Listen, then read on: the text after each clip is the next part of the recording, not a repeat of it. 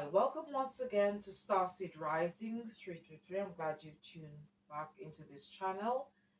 And if it's your first time, welcome. And if you do enjoy listening or watching this video, please don't forget to click the like button, subscribe or share, or just leave a comment.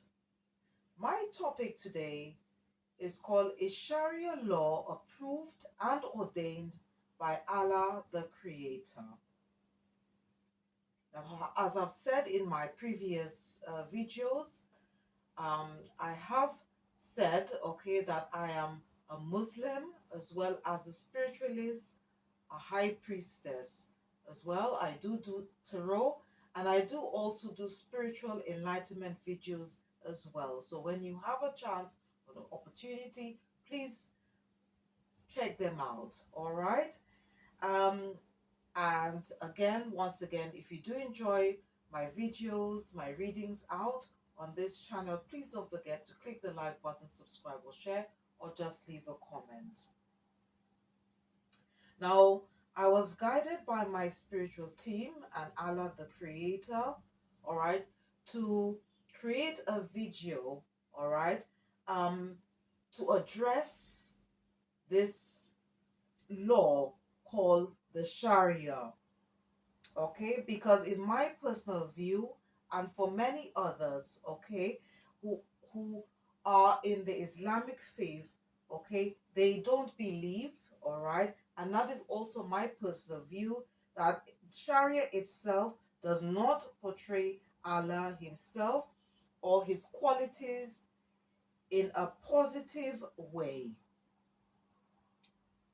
And when some scholars describe, okay, the Sharia, okay, as some forms of brutality, all right, also, which is forbidden to discuss under Islamic law, okay, that leads to many questions, okay, many questions that need to be answered, all right. Now, Islamic law itself is contradictory. Okay, but you see, I'm very confusing, but Allah himself, okay, is a God, all right, that is someone who is very much of love, okay. He's a God of understanding, all right, and Allah is the God that I acknowledge, I love, I worship and obey, all right. Allah himself is a God of truth, of righteousness. As I said earlier, he's a God of love, a God of peace. All right. He's also a just God. All right. Very loving, slow to anger, plenteous in mercy, forgiving, merciful, and patient. All right. And that's the qualities that as children of Allah, of Muslims, we should all strive to embody and demonstrate. All right. Now, I also later on, okay, I will briefly touch, all right, on the rules and penalties, okay, which is included in the Sharia. Unfortunately, some of them are not available to the public, all right, and also you have to be a so-called certified Muslim to get access to that information, all right, or you have to have some proof that you have converted into the religion. When I started on my spiritual journey, I learned that everyone are Muslims, okay, is again, it's all to do with like the belief systems, okay, of man's rebellion. That's why you've got all different faiths. But then I came to discover that Islam was the original faith that was given to man by Allah the Creator. But then again, because of man's rebellion, okay, they created man-made religions, and then the rest is history. Now, I have to be. I want to, okay, give my appreciation and thanks to a gentleman. Okay, his name is Lloyd de Jong. all right, and many other channels, okay, such as Flanders Films, all right, also to my dear sister who is also part of my soul tribe, Shavia Zain, all right, and also CIRA International, um, who has helped me, okay, to bring about this video. All right, and if you want to know more, okay, about Sharia law, and so forth, I would what I'm going to do, I'm going to put the names of all the videos which I was guided to watch to help me put this video together.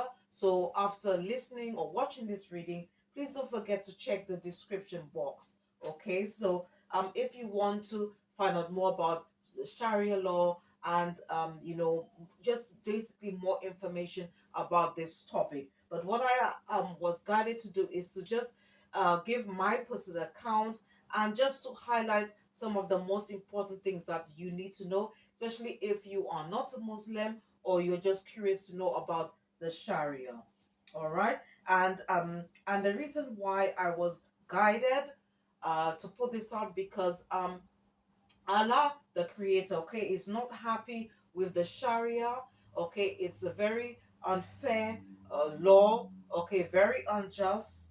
All right, and at the other day, especially for example, when it comes to like the treatment of women, the laws regarding the treatment of women, because at the other day, both Jesus of 2,000 years ago and Prophet Muhammad, they were both liberators. Okay, they were not suppressors of women, okay, and and even Prophet Muhammad himself warned a lot about any form of discrimination, okay, which include racism as well.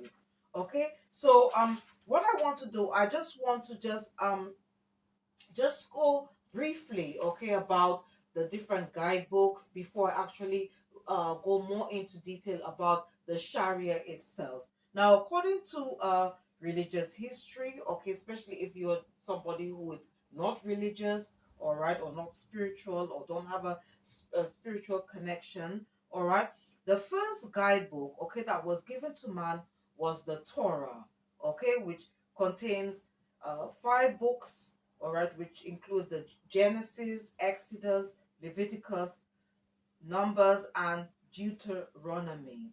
It is best known for establishing 613 laws for Jews to live by, which include the Ten Commandments, all right, and many Jews consider the written Torah to be the direct word of God given to Moses. All right. Then we have what we call uh, the Talmud, or or Babylonian Talmud, which was then constructed by Jews.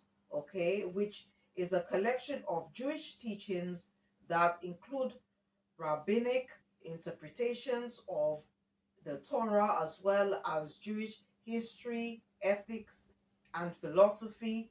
All right, and as I said earlier, it is better known, although people say the Talmud, but it's better known, as I said earlier, as the Babylonian Talmud.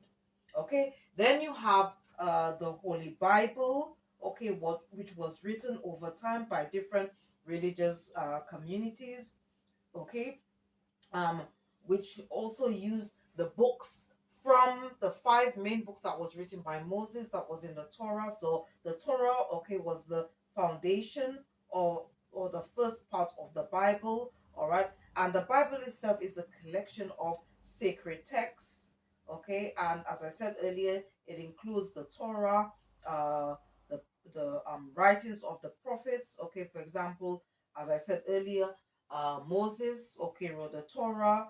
Jesus brought about the gospel, and the disciples the New Testament. All right. Now, the Quran, or the Holy Quran, okay, was written to preserve the revelations that the Prophet Muhammad received from Allah the Creator. All right. Muslims believe that the Quran is the unaltered word of God and the final revelations. All right, the Quran is the combination of a series of divine messages, including the Torah, Psalms, and Gospel. It is also described as an overall summary of the Holy Bible and provides a complete code of conduct for all aspects of life. All right, and I might be using these names here, all right, as I go more into detail about the Sharia. So I just want to just so if you could just note, all right, that the Sunnah, okay, the Sunnah literally means, because I will be probably I might mention this and you might not know what it is, all right. So the Sunnah literally means the path or the way. All right. The Arabic word hadith, all right, is very similar to sunnah but not identical. A hadith is a narration about the life of the Prophet Muhammad or what he approved, as opposed to his life itself, which is the sunnah. All right. So I just for that it's very important for you to understand this. So and this is something that I had to understand as well. All right. Now, okay, so what is Sharia? Okay, so Sharia, okay, is basically the Muslim Talmud. Okay, Sharia is a body of religious law that forms a part of the Islamic tradition based on scriptures of Islam, particularly the Quran and the Hadith. Okay, now what does the Quran say about Sharia law? All right. Now the term Sharia, okay, comes from the Quran in Quran 45:18, where um Allah, okay, and I believe it's Jesus one, because Jesus of 2000 years ago, okay, had told the Jews as well as disciples that basically that when any laws, okay, or any revelations that were given to the prophets, he was with his Father in heaven, all right, and those laws, even though they were written or ordained, okay, by Allah the Creator, these laws had to go through Jesus, and then it was given to the angels to deliver to the prophets. Okay, now in this I'm just going to just quote what is in the Quran, where it says where I believe it's Allah the Creator and Jesus is speaking to Prophet Muhammad, and it quotes here that, and now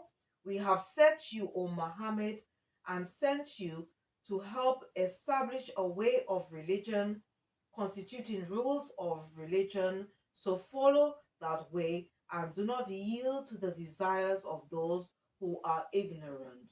Okay, or basically those who are ignorant of the truth. All right. Sharia acts as a code for living that all Muslims should adhere to. Muslims are also bound by Sharia, okay, on personal matters. Okay, and I have found out, all right, that it is very difficult, as I said, to find out everything about Sharia. All right. One of the reasons is that it's not easily available, especially if you are a non-Muslim. Okay, as I said earlier on. Now, I'm just going to go into like the problems and flaws with the Sharia. Okay, the Sharia translates to God's law in Arabic. Okay, it is a comprehensive Islamic religious law that governs all aspects of the Muslim's life, including personal conduct, worship, social interactions, and legal matters, drawing its primary sources from the Quran, all right, the Islamic holy book, and the Sunnah, the practices and teachings of Prophet Muhammad. All right. So now, from what I have learned, okay, that the Sharia, okay, itself was written by Islamic scholars, okay, and it's something that is done continuously over time. All right. Now, as I continue to read, sorry, as I continue with this, all right, I just want to um just again mention just to tell you again, all right, that with um the Sharia um scholars, okay, they there are different um interpretations, okay, of those who have um brought the Sharia laws um together to make it legally binding. All right, this is something that um I wanted to mention here. Now,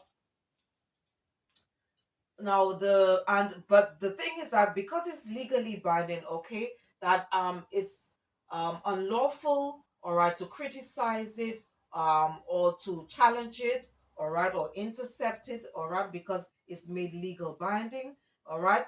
um and according to Muslims, okay, including myself, all right, because they claim uh that the Sharia law is perfect because God's law is perfect. Yes, that is true. It is righteous. It is just.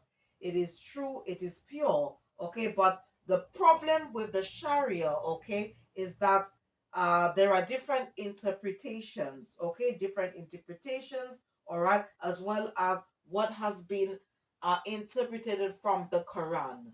Okay, and then embedded in Sharia law. Okay. Now, as I've said earlier, okay, one of the problems, um, again, as I said earlier, is to do with the interpretations and opinions of others who created the Sharia. All right. And another thing is that another problem, okay, is that the documents in the Sharia, okay, is kept secret, okay, and certain information, all right, is only available to a certain group of people, all right, and it's very difficult, as I said earlier, to challenge, all right, and it also is considered illegal, all right, to challenge or question, all right, and if you do that, you could be charged with apostasy, blasphemy, okay, and the excuse, all right, for it is that people say that is because the Sharia law um is perfect because God's law is perfect. Yes, God's law is perfect, is just, is righteous, is pure, it's true. But remember that as man we are not perfect. We're not perfect individuals, all right? And there is a room for mistakes to be done, all right? So, at the end of the day, the Sharia came about, okay, on the basis of man's interpretations, okay, of what was written in the Quran, all right, and one of the other excuses to that, okay, by one prominent Islamic clerk stated that the Quran, okay, if it was to stand on its own, it wouldn't be sufficient. So there was a need for other bodies or secret writings, okay, saying or things or rulings to interpret the Quran to understand it better. Now, you know, at the end of the day, okay, that how I see it is that we have been given three guidebooks. Okay, we've been given the Torah, we've been given the Holy Bible, and we've been given the Quran.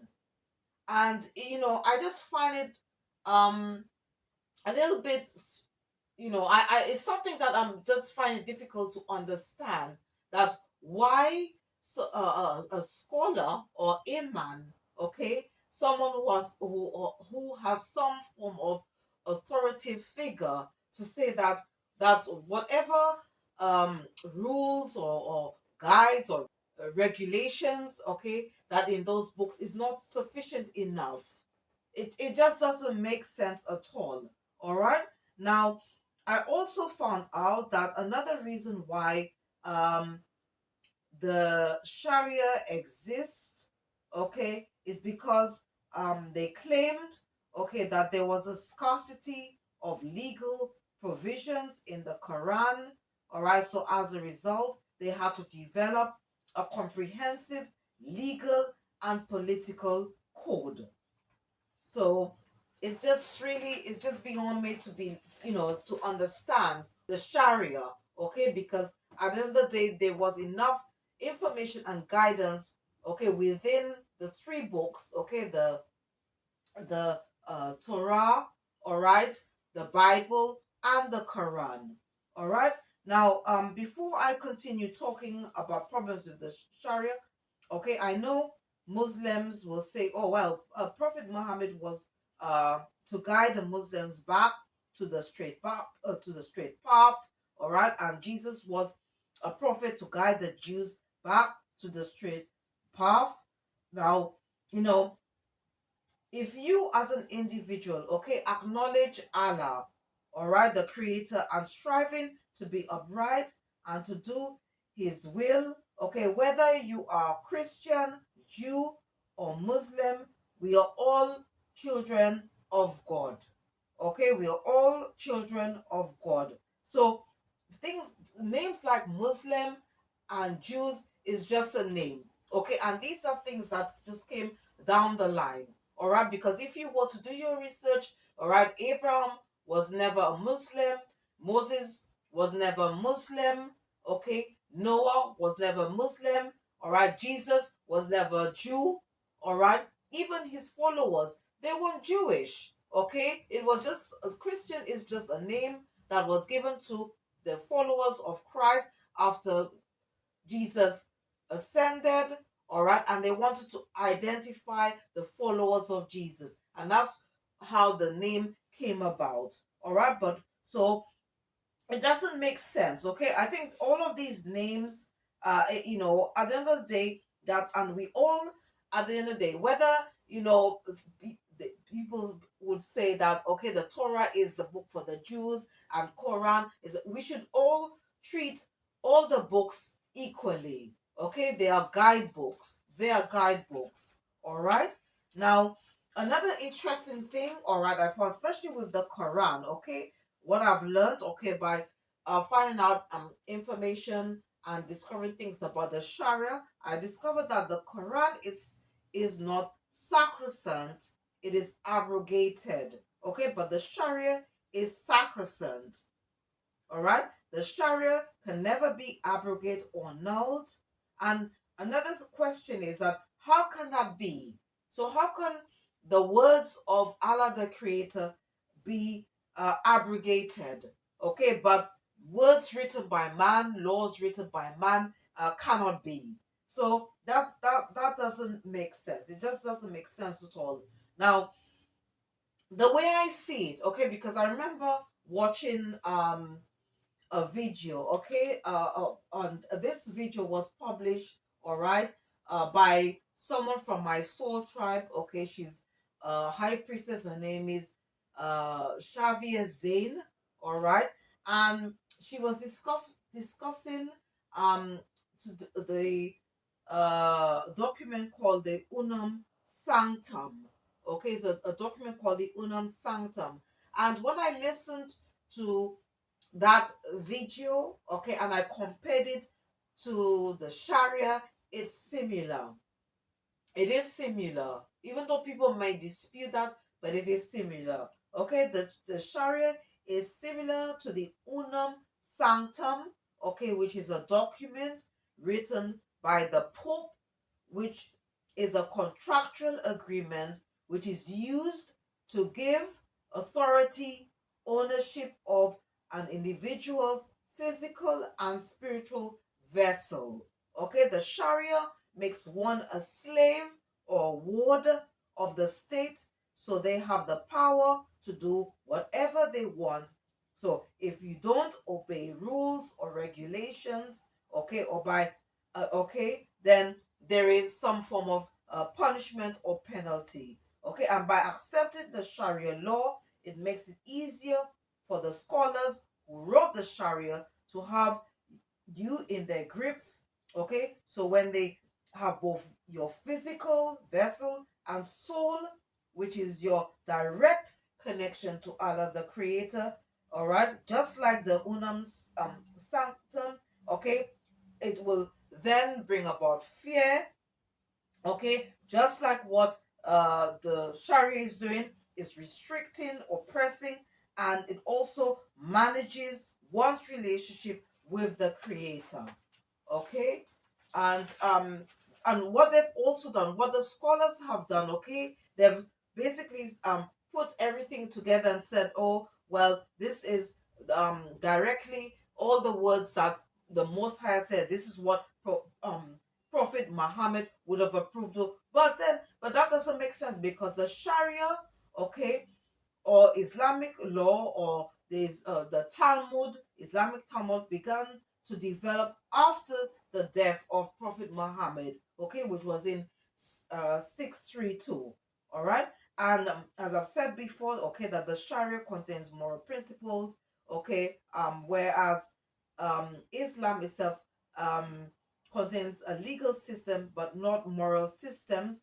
But that, it just doesn't make, even if that was the case, that is the argument, the scholars argument, but we have the guidebooks, and Allah's and they've just made things very complicated. They've made things very complicated to serve the Most High. But Allah, God's word, okay, Allah's word is very clear, simple, pure, perfect to understand. All right, Allah is not a God to create doubt or confusion. Now, the scholars, what they have done, they have taken the words of the Quran and tried to make it difficult. Okay, try to make it difficult to understand and follow. Okay, um, like they're trying to prove to the world, in other words, okay, that um that they are perfect. All right, whatever they have written, all right, is perfect. And that's not the case. Yes, it's true, God's law is perfect, is just, is right, is easy, simple to understand. But what they've done, they've created this document, this law, to make things confusing. All right, make people feel somehow imprisoned. All right, trying to manage people's connection with the Most High, and it is wrong. Okay, it is wrong. All right.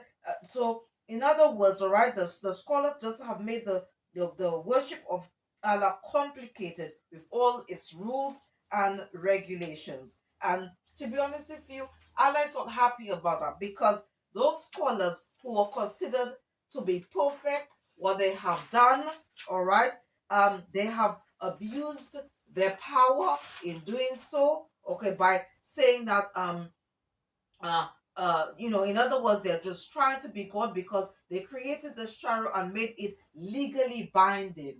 They made it legally binding. Okay, so a person has to obey, they must hear, obey. All right, and if you try and challenge that, okay, then you go, there is a severe penalty if you don't.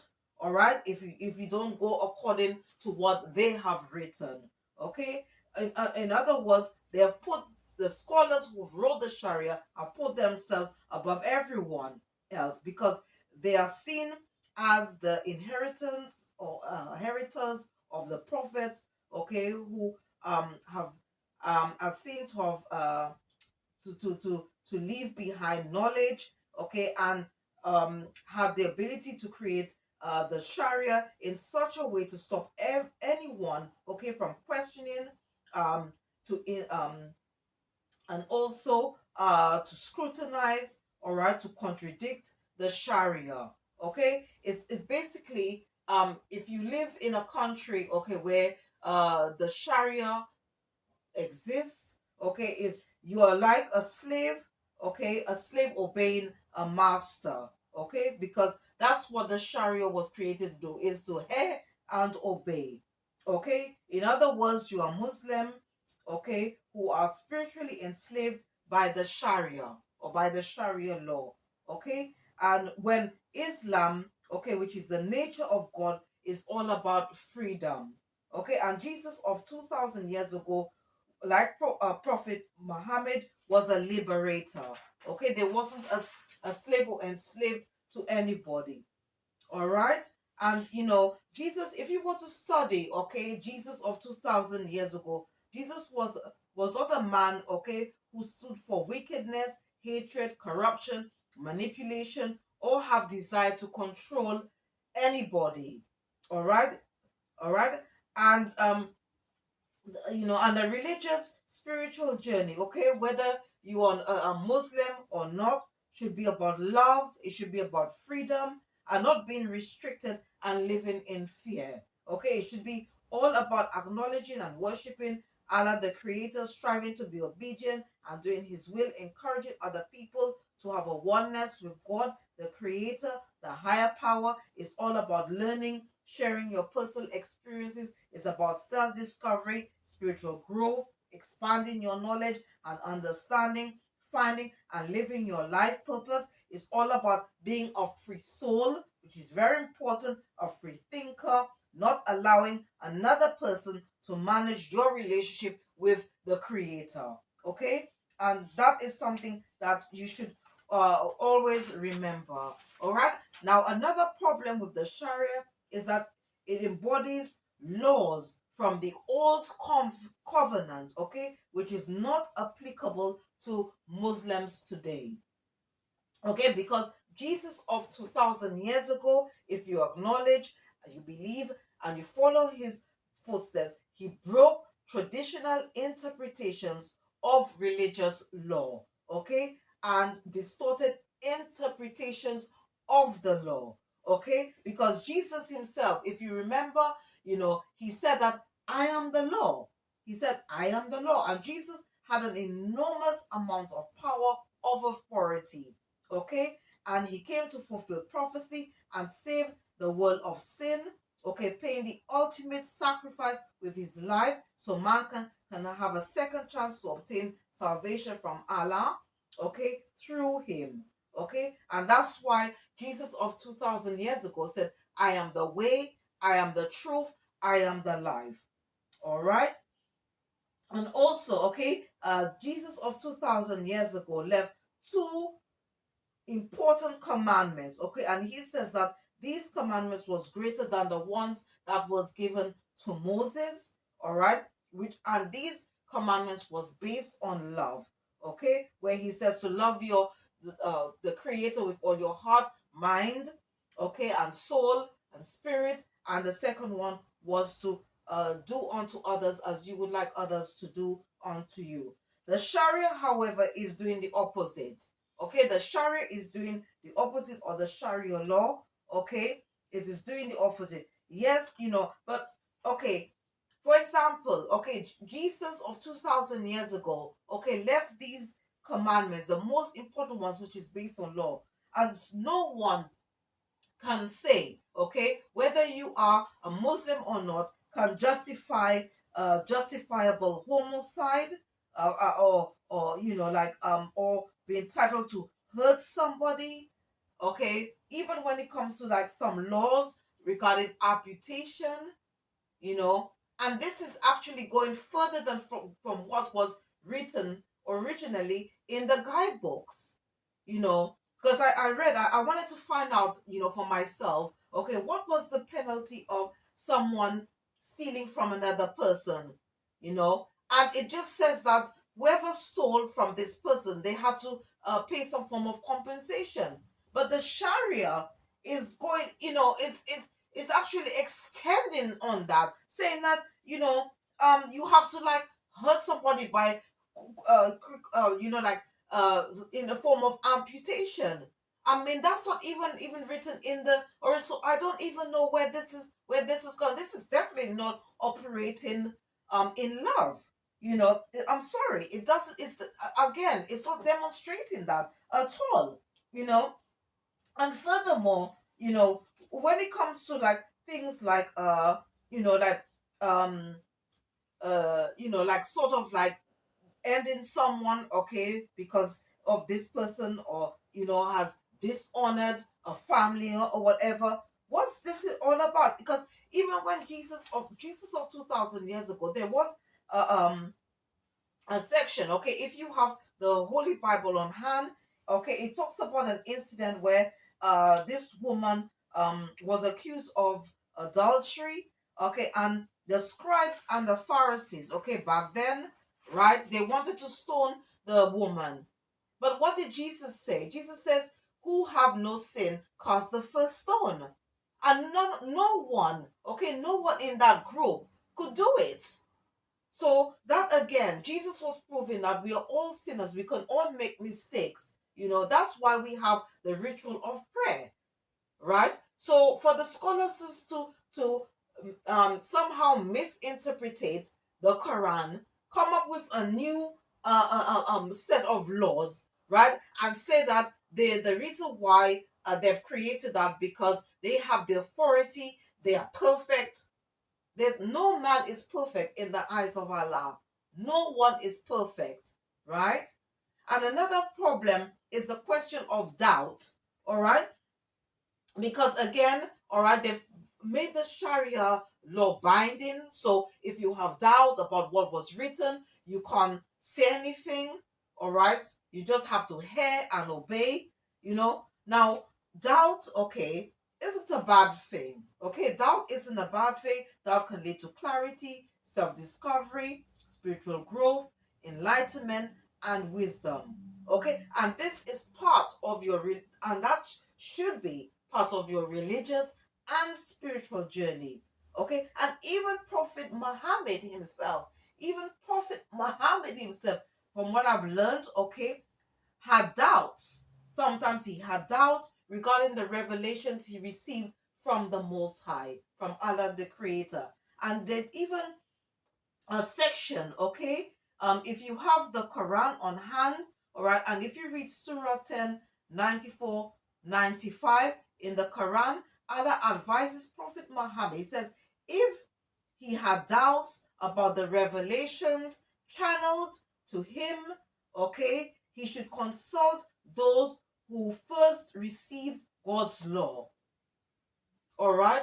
So it's just part of human nature for us to doubt things, all right? For us to question things. That is part of our religious or spiritual growth. Okay, but what the Sharias and what the scholars have done, okay, they've restricted you from expressing what's on your mind, okay? And this itself, okay, it leads to fear, all right, which creates uncertainty, all right, lack of confidence and mistrust. Okay, and Allah is not a God of doubt, of fear, of confusion. He wants you to know the truth. Because as Jesus of 2,000 years ago says, you shall know the truth and the truth will set you free. Okay, now another problem, okay, with the Sharia is that, as I said before, it's just constructed in a way that it is so strict, and as a result, I do believe that has caused the Muslim world to become very divided. Okay, because you've got Shia, you've got a Shafi, all right, you've got Orthodox Muslim, you've got modern Muslim. So it's created a lot of problems. Some scholars, okay, from the Muslim community says that, like this Sharia is for another part of the world. Okay, they just consider that it's so outdated. It's the rules, all right, is and regulations is just it's just something from not it's not normal. Basically, it's not normal, and a lot of people don't believe it. But again, you are forced to adhere or to obey it, because if you don't, then there are severe penalties, okay, for if you don't, all right. And again, another thing is that how can, as I said earlier, how can scholars consider themselves to be perfect? How they can consider themselves? No one is perfect. And if you have your Holy Bible, okay, at hand, okay, and you read Psalms 143, okay, part of verse 2, all right, King David, okay, who was one of the most successful kings that ever lived. King David himself, he says to the Most High, to Allah the Great, he says, enter not in judgment with thy servant, for in thy sight shall no man living be justified. So there again, that process said that no man is perfect. No man is perfect. So for the scholars to be portrayed as perfect is, I don't know, I really don't know what to say, right?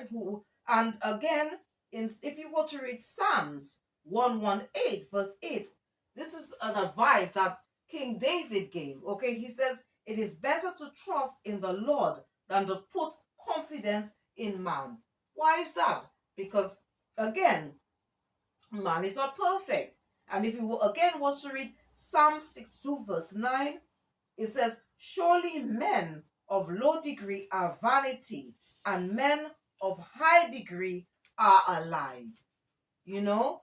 And again, this morning, all right, when I was reading Psalms, okay, I came across this verse as well. Okay, if you have the Holy Bible on hand, okay, it's in the book of Ecclesiastes, all right, and again, it says something here. It says, "For there is no, for there is not a just man upon earth that doeth good, and sinneth not." All right. So again, this proves a point that no man is perfect. So we shouldn't, sort of like believe and think that the men who wrote the Sharia, okay, or those who keep adding onto the Sharia, that they are perfect. All right. So what I to conclude, all right, this I just want to just say that the Sharia itself is not approved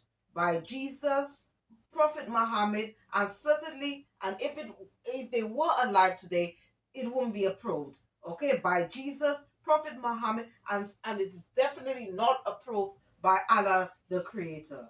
Okay, the Sharia, okay, was written by men who abused their position.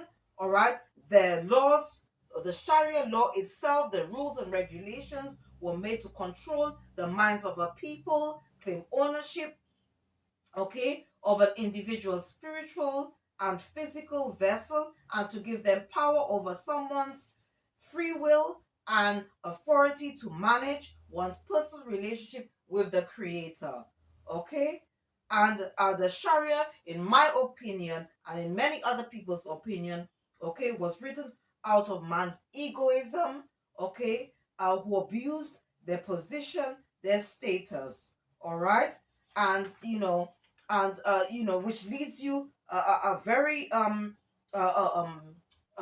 somehow restricted, okay, from your worship, okay, and also it doesn't leave you a free soul, a free thinker, okay, but a people pleaser. Because when they say hear and obey, that means you're pleasing someone. Okay, they've definitely abused their position. Now, and whether or not you know people agree to this, well, that's their opinion. All right, and for me, from my personal opinion, and for many others, they consider the Sharia is based on hate, control, and also to bring about some form of perfectism. It's got nothing to do with Allah, the nature of God, okay, which is Islam, which is all about love, mercy, forgiveness, compassion, peace, and forgiveness. Okay, so again, all right, these are just things that we need to think about. Okay, and for those who claim and continue to implement the Sharia, okay, what we need to really ask ourselves and try to answer the question is that those scholars who have created or keep adding onto the Sharia, we need to ask, um, are they haven't they broke the Sharia? Okay, haven't they broke the Sharia? Haven't they sinned? Haven't they done something which is against Allah's laws? Because as I said, to conclude that no man living in Allah's eyes is perfect. All right. So I hope you enjoyed this video, and if you did, please don't forget to click the like button, subscribe or share, or just leave a comment. Thank you for watching. See you next time, and goodbye.